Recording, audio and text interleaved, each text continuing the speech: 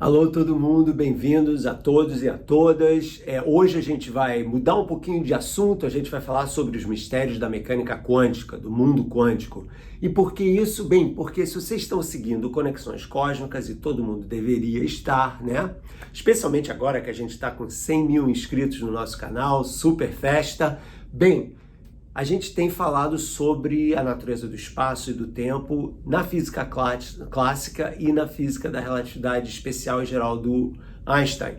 E hoje a gente vai falar um pouco sobre os problemas da mecânica quântica, a interpretação da mecânica quântica, que também é uma questão que continua em aberto, porque a gente quer avançar para poder discutir um pouco as ideias dos filmes de ficção científica, das séries de ficção científica, tipo Interestelar, Dark, etc., que misturam tudo isso. Então hoje, apertem os cintos e vamos mergulhar no mundo dos mistérios da mecânica quântica. Começando com o seguinte: vocês sabem que no nosso mundo aqui, né, o mundo normal da física, a gente tem dois tipos de objetos assim claramente, né? A gente tem objetos localizados no espaço, né? Por exemplo, uma partícula. Estou falando aqui de física, não estou falando aqui de carro, avião, nada disso. Então, partículas pequenininhas, né, pequenas bolinhas de matéria, e a gente tem ondas, que são, por definição, coisas que estão espalhadas no espaço.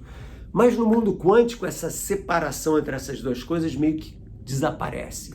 Você tem a luz formada de fótons, que são partículas, ou se comportando como uma onda, e matéria, elétrons, até moléculas, também podem se comportar tanto quanto uma onda quanto uma partícula.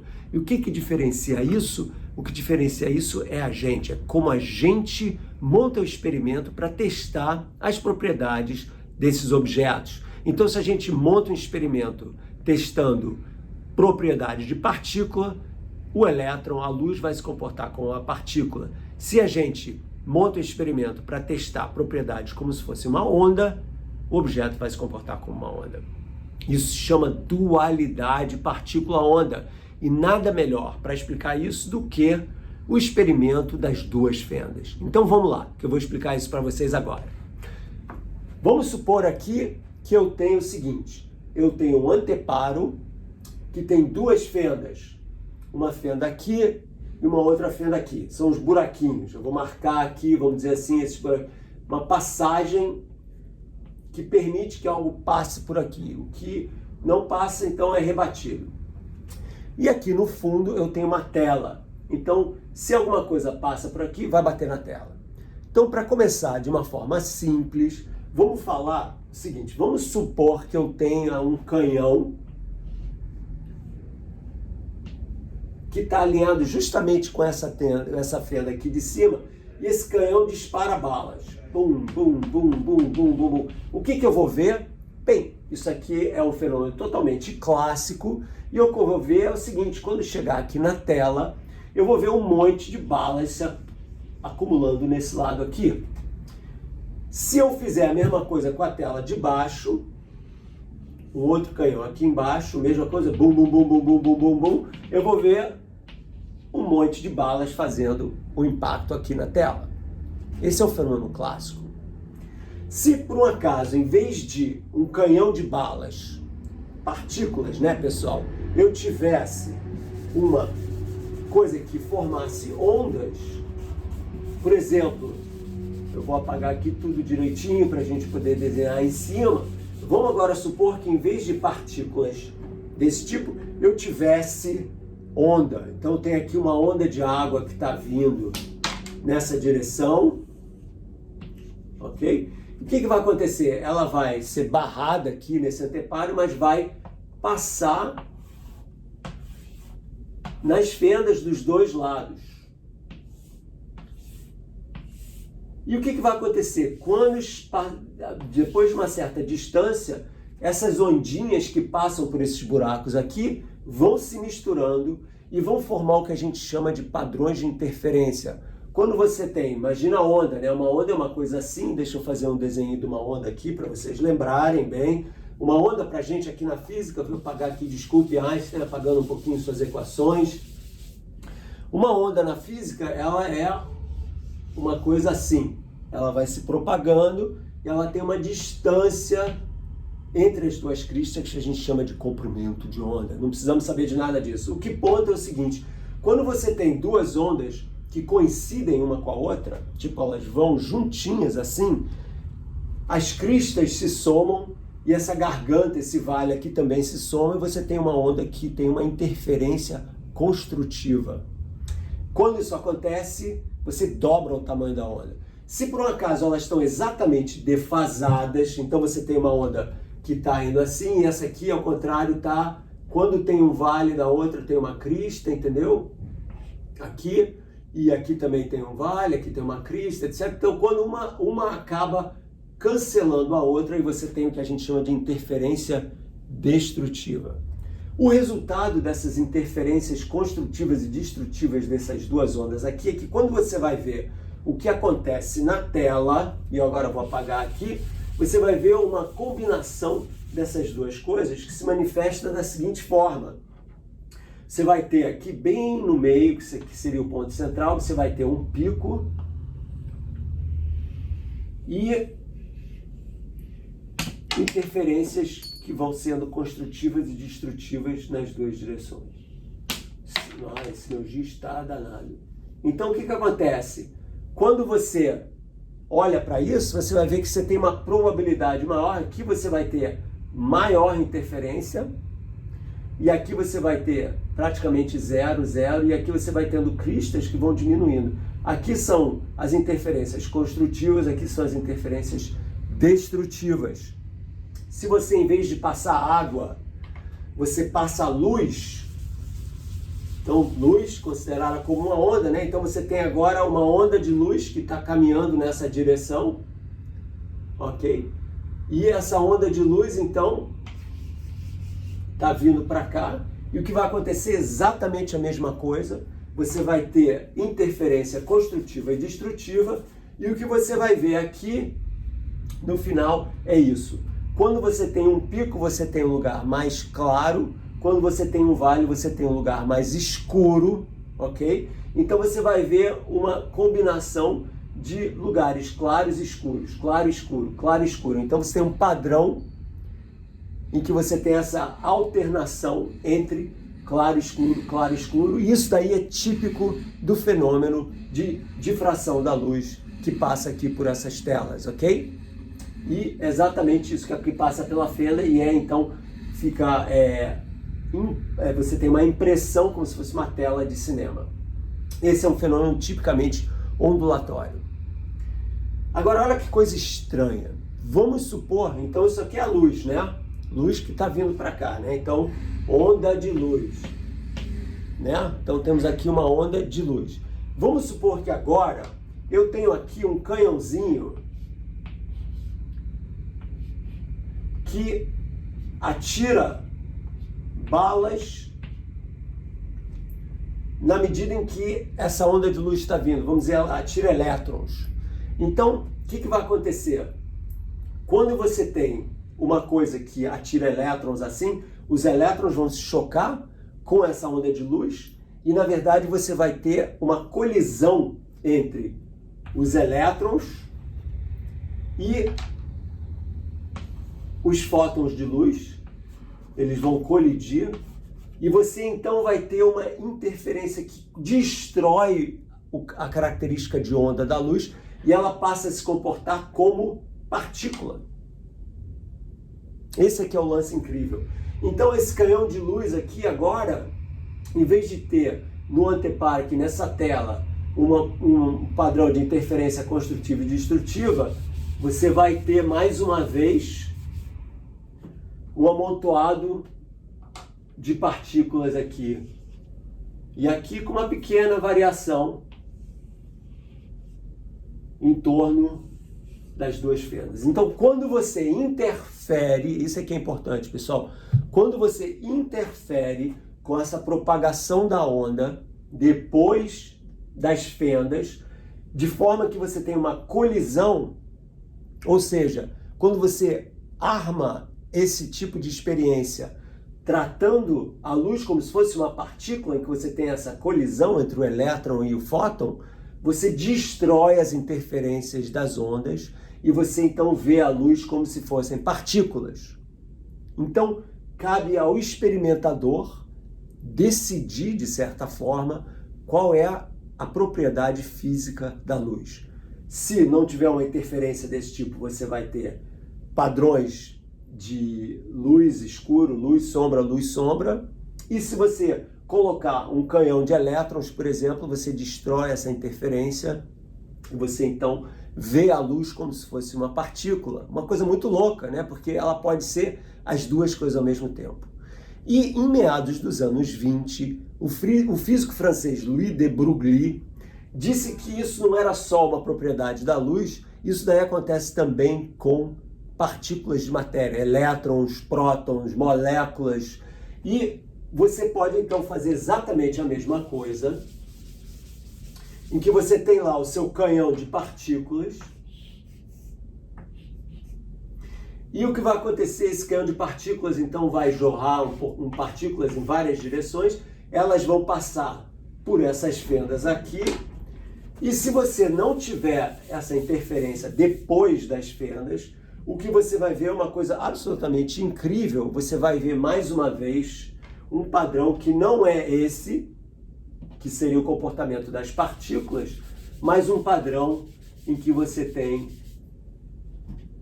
uma combinação de interferências construtivas e destrutivas, como se os elétrons estivessem se comportando como luz.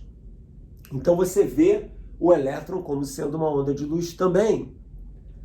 Absolutamente incrível isso. Então, no mundo quântico, essa separação entre partícula e onda desaparece e depende muito do observador.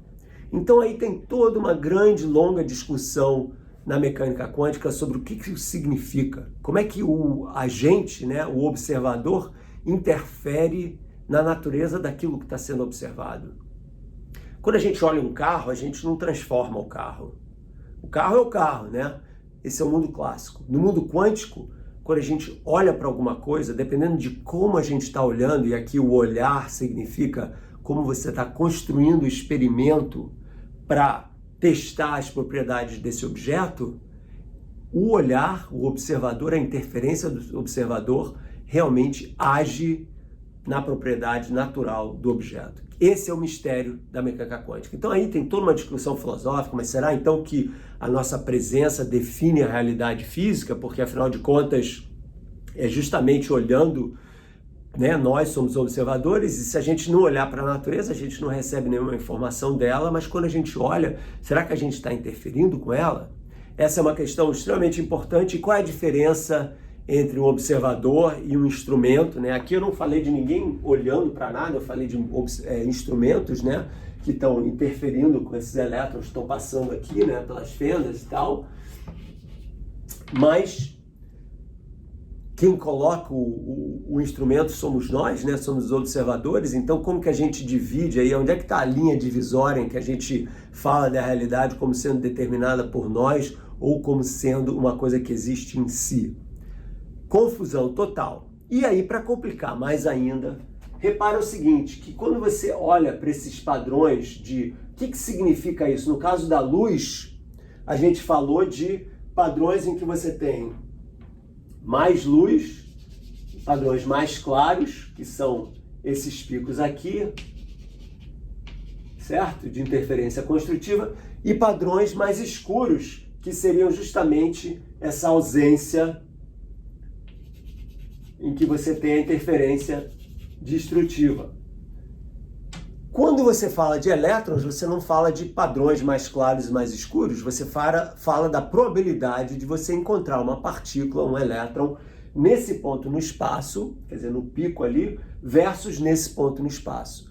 Então você reinterpreta esse padrão de interferência, chamando isso de uma probabilidade de você encontrar o elétron aqui ou aqui. Então, o que isso está dizendo para a gente? Está dizendo o seguinte: se a gente segue esses picos representam os pontos no espaço onde a probabilidade de encontrar um elétron é maior quando você for medir o número de partículas que está batendo nessa tela por unidade de tempo. Então, nas partes que você tem uma interferência destrutiva, a probabilidade é muito pequena, e nas partes que você tem uma interferência construtiva, a probabilidade é muito grande. Então, quando se fala em mecânica quântica, está se falando não do objeto, aqui está uma massa, lembra quando eu falei do Newton, no Física para Poetas e tal, e também aqui no Conexões Cósmicas, que a gente falava da física que descreve como que uma partícula de massa m vai viajando no espaço com uma velocidade v, né? A gente fala sempre disso. Agora a gente não pode mais falar disso. A gente usa um símbolo chamado função de onda, que depende da posição no espaço e do tempo. E as equações da mecânica quântica são as equações que descrevem como que essa função de onda se propaga no espaço e no tempo, dependendo de quais as forças estão agindo nas partículas. Então, se eu estou descrevendo, por exemplo, um elétron, eu tenho lá a função de onda do elétron, que vai responder ao que está acontecendo com o elétron quando ele vai se propagando no espaço e no tempo. E em vez de me dizer o elétron está aqui a 10 segundos, está aqui a 20 segundos, está aqui a 30 segundos, essa função de onda, ela vai dar a probabilidade de eu encontrar o elétron num determinado momento e posição do espaço. Então, ela, na verdade, ela não é usada assim. Para a moçada que tem um pouquinho mais de conhecimento matemático, o que a gente faz é o seguinte: a gente escreve ela como sendo o quadrado, o valor absoluto dessa função, que é uma quantidade real, porque essa função ela pode ser uma função complexa. Moçada, quem não sabe matemática não se preocupa com isso. O importante é que na mecânica quântica, essa quantidade aqui, que é mais ou menos o quadrado da função de onda, é que nos dá a probabilidade de encontrar um objeto num determinado ponto no espaço e num determinado momento no tempo.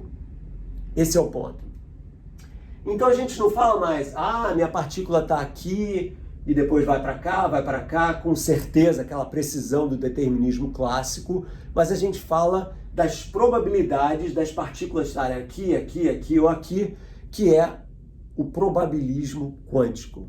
O tempo continua indo para frente, obviamente, mas a gente não pode mais afirmar com certeza aonde vai estar a partícula, só dá probabilidades relativas da partícula estar aqui ou aqui. E aí é que entra um monte de questões. Como interpretar essa tal de função de onda?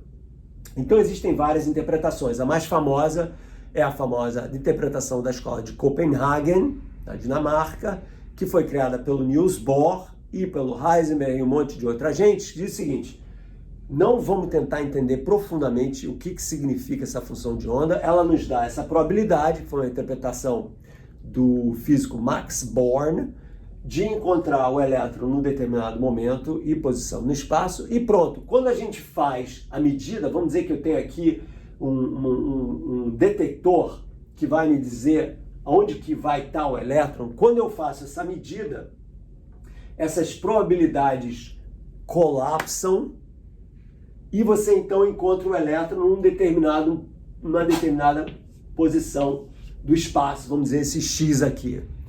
Quando você faz essa medida e você encontra esse elétron aqui, essas probabilidades colapsam, você tem o chamado colapso da função de onda. E segundo a escola de Copenhagen, esse colapso dessa função de onda, e repara, é uma função de onda, né? Você está espalhada no espaço e tal, esse colapso acontece instantaneamente. Isso daí irritou o Einstein profundamente, porque para ele nada pode ser instantâneo, no máximo as coisas podem se propagar à velocidade da luz. Como que quando você faz uma medida, você tem esse colapso da função de onda e você tem então uma informação que se propagou instantaneamente, né? Fez a medida e pum, o elétron aparece ali. Então esse colapso da função de onda parece violar os preceitos da física da relatividade especial, né? Esquece a geral por enquanto. Isso foi uma coisa que sempre irritou muito os físicos em geral. Os físicos quânticos que adotam essa postura da escola de Copenhagen dizem: escuta, vamos deixar essas interpretações filosóficas para lá, a teoria funciona super bem e só isso que importa, o sucesso dela em descrever o resultado dos experimentos que a gente faz no laboratório. E aliás, pessoal, diga-se de passagem, a física quântica é a teoria mais bem-sucedida da história de toda a ciência. Em que sentido? No sentido de que o que ela descreve confirma os resultados dos experimentos com uma precisão inigualável, com várias casas decimais. Então não é que a física fica menos poderosa porque está falando de probabilidade. Isso é um grande engano. Ao contrário, a física quântica é extremamente poderosa. A física quântica que é a física fundamental, a física clássica é uma aproximação dela, entendeu? Então, o que a gente diz? Os caras da escola de Copenhague, tipo, esquece a física completa, complicada, a filosofia, etc., e se concentra nos cálculos e dá tudo certo. A gente fala, cala a boca e calcula. E existem outras interpretações, tem um monte delas no meu livro A Ilha do Conhecimento. Para quem está interessado, eu falo com bastante detalhes sobre isso tudo, mas hoje eu queria só comentar uma outra interpretação, que é a interpretação do Everett, que é a interpretação dos muitos mundos ou universos paralelos da física quântica, que diz o seguinte: cada vez que você faz uma medida, o que vai acontecer é o seguinte: o universo se divide em outros universos em que todas essas outras possibilidades são realizadas. Então vamos supor que nesse meu universo aqui, que é o nosso universo, a gente encontra o elétron aqui, ok?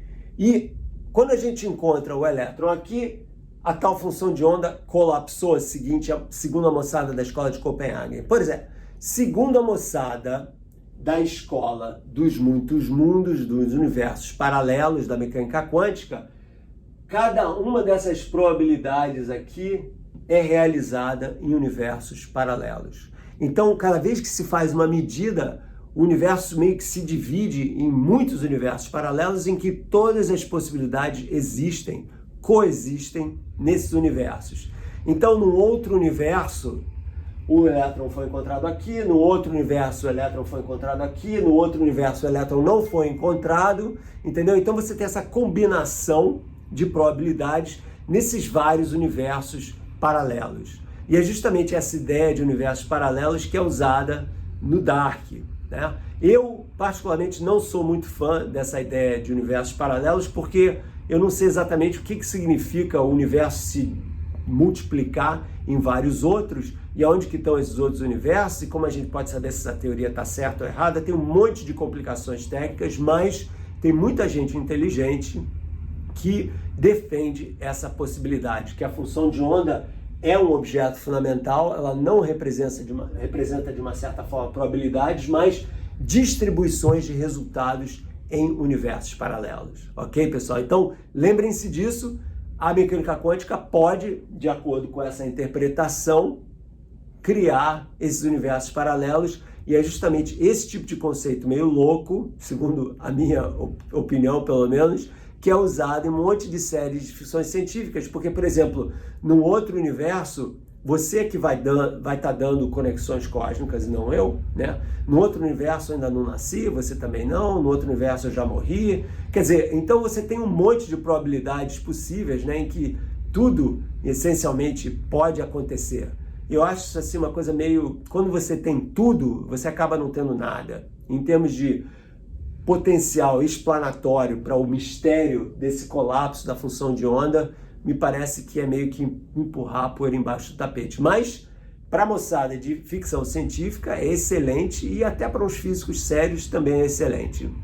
Eu não vejo as coisas dessa forma, e vocês podem entender melhor isso se vocês darem uma olhada na parte de matéria no Ilha do Conhecimento. Ok, pessoal? Então eu vou ficar por aqui, e na próxima vez que a gente fizer o Conexões Cósmicas, a gente vai então tratar dessas séries Dark, como que essas coisas todas se misturam, buracos de minhoca, universos paralelos da mecânica quântica, mas agora vocês já sabem isso tudo, então vai ficar muito mais fácil, ok? Então é isso, um grande abraço em todo mundo, e lembrem-se, sexta-feira, agora, no Física para Poetas, a gente vai ter a grande festa dos 100 mil na minha casa, e vocês todos e todas estão convidados. Vai ser uma festa live na cozinha da minha casa, com receita, bolinho, vela, convidados especiais, etc. Então não percam, chamem todo mundo para a gente comemorar essa façanha juntos, ok? Até mais e a gente se vê em breve. Se você gostou desse vídeo, não se esqueça de se inscrever no meu canal e ativar as notificações para receber novos vídeos. Deixe o seu like e compartilhe com amigos e, se quiser, assista mais dos meus vídeos.